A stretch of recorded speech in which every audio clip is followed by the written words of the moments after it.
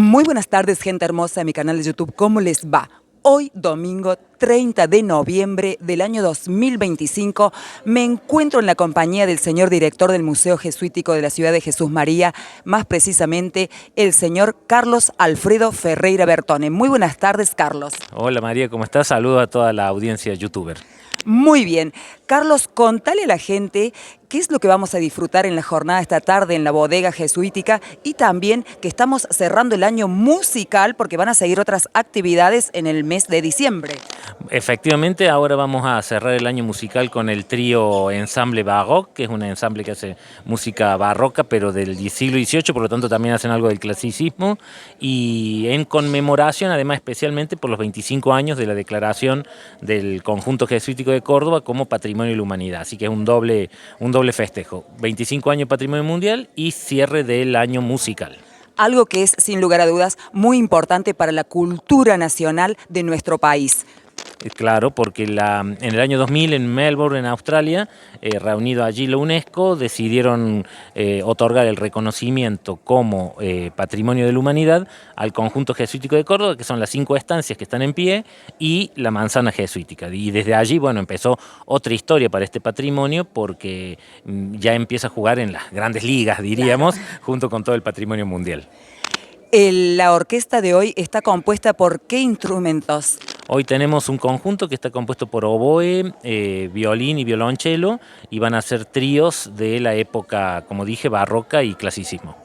Pero muy bien, Carlos. ¿Y lo que tenés preparado para el mes de diciembre? Ah, sí, porque acá las actividades, el único mes que se hacen, que casi no se hacen actividades, María, Enero. es enero, porque lo tenemos copado por el festival y hay que reforzar la cantidad de, bueno, de empleados que atienden, porque sí, viene más gente, etcétera. Pero en diciembre vamos a tener otra jornada más de ajedrez libre, 4 películas cordobesas, un ciclo de películas cordobesas premiadas, es una maravilla.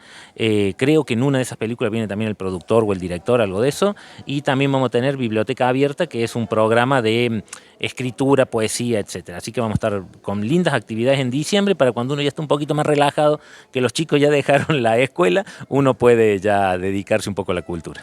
Un poquito más de tiempo. Bueno, Carlos, agradecerte como siempre que desde que vos llegaste a Jesús María y te hiciste cargo de la dirección de este museo, también de la posta de Sinzacate, no pararon los eventos sociales, culturales y de interés musical del buen gusto, de lo que es el arte musical contemporáneo y de otra temporada también. Gracias María. Mira, en la posta justo ayer y hoy, mira, me hiciste acordar con lo que dijiste, hubo un curso de hilado de fibra de algodón. Claro. O sea que tuvimos sábado y domingo hilado de fibra de algodón en la posta y hoy domingo esta actividad musical aquí en la estancia. Gracias María por la difusión, que siempre nos das un manón enorme, que es muy difícil llegar a todos los públicos y para eso hay que tener todos los medios, y uno de los medios son los youtubers que llegan a un público específico, sí, así que te lo agradecemos muchísimo. No, y por favor, y además que se llega por las redes sociales a todas las partes del mundo, y siempre aclaro de que hay mucha gente, y les mando un saludo gigante a quienes nos siguen desde distintos puntos del mundo y que muchas veces son argentinos que por razones laborales se fueron y bueno, y desde allá extrañan un poquito estas tierras. Bueno, muchas gracias María, saludos a toda la audiencia. Muchas gracias a vos, Carlos, y a disfrutar de lo que se viene.